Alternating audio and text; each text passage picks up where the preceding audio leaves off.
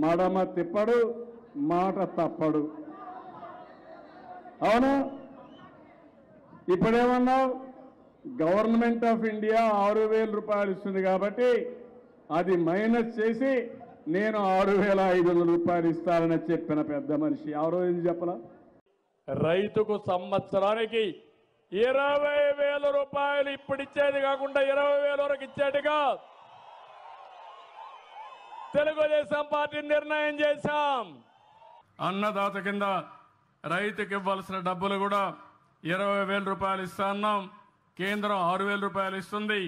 రాష్ట్ర ప్రభుత్వం 3 విడతల్లో 14,000 రూపాయలు ఇచ్చే బాధ్యత ఈ ప్రభుత్వానికి. మడమ తిప్పడు, మాట తప్పడు. అవునా? ఇప్పుడేమన్నావు?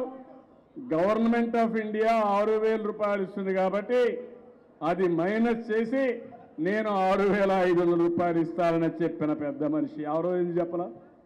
రైతుకు సంవత్సరానికి 20,000 రూపాయలు ఇప్పుడు ఇచ్చేది కాకుండా 20,000 వరకు ఇచ్చేట్టుగా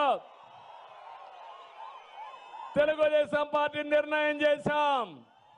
అన్నదాత కింద రైతుకి ఇవ్వాల్సిన డబ్బులు కూడా 20,000 రూపాయలు ఇస్తా అన్నాం. కేంద్రం 6,000 రూపాయలు ఇస్తుంది.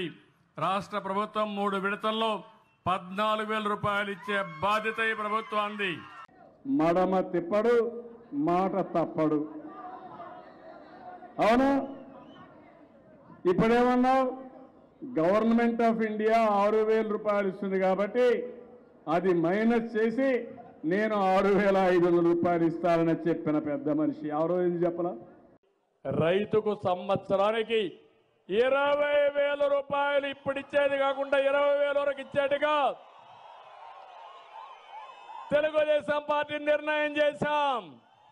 అన్నదాత కింద రైతుకి ఇవ్వాల్సిన డబ్బులు కూడా 20,000 రూపాయలు ఇస్తా అన్నాం. కేంద్రం 6,000 రూపాయలు ఇస్తుంది. రాష్ట్ర ప్రభుత్వం 3 విడతల్లో 14,000 రూపాయలు ఇచ్చే బాధ్యత ఈ ప్రభుత్వానికి.